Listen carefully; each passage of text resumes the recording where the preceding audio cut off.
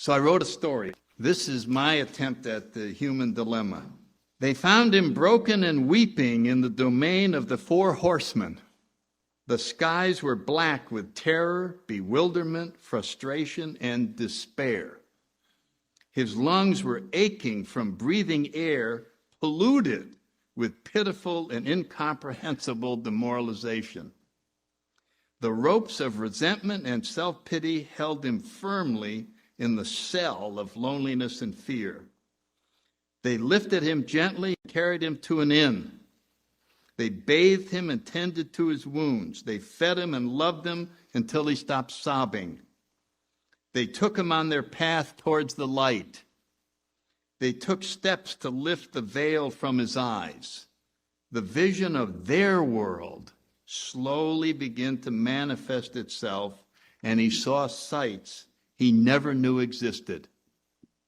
He experienced the sunlight of the Spirit, the great reality, and the presence of infinite power and love.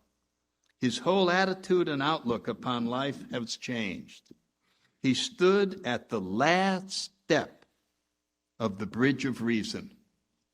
Remember that thing in the big book?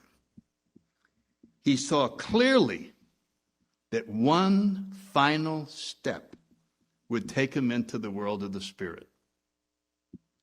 Suddenly he spun around and strode deliberately and purposely back the way he came. At a brisk pace, he came down from the mountains into the familiar darkness and stench of the secret caverns of his domain.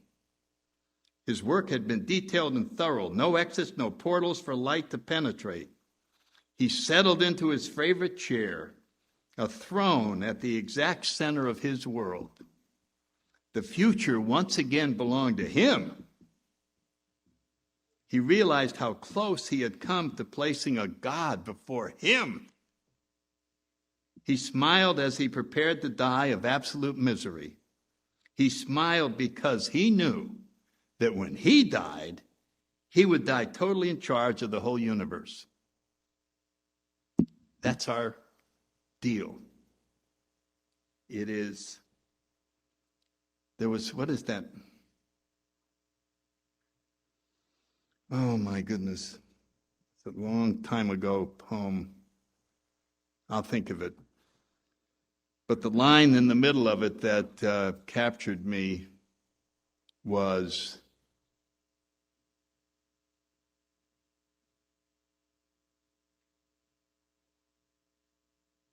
to serve in heaven or to reign in hell are the choices we're trying to make.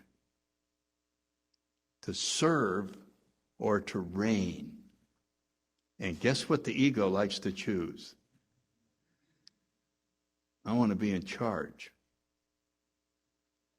So this is the struggle that we're fighting.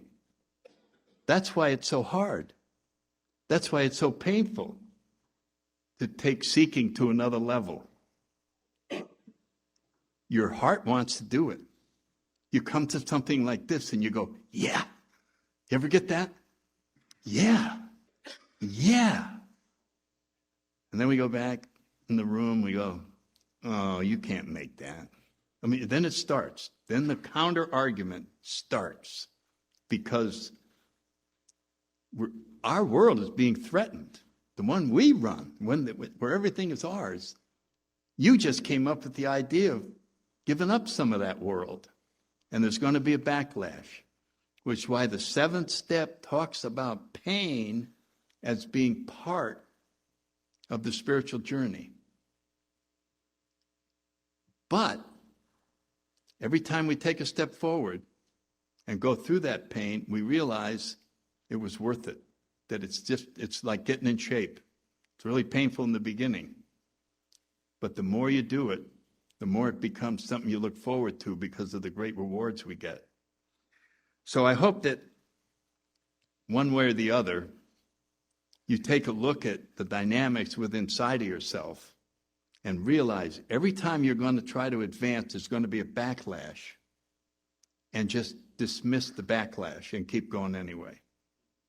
Because the only pain is in resisting growth. The only pain is in resisting letting go.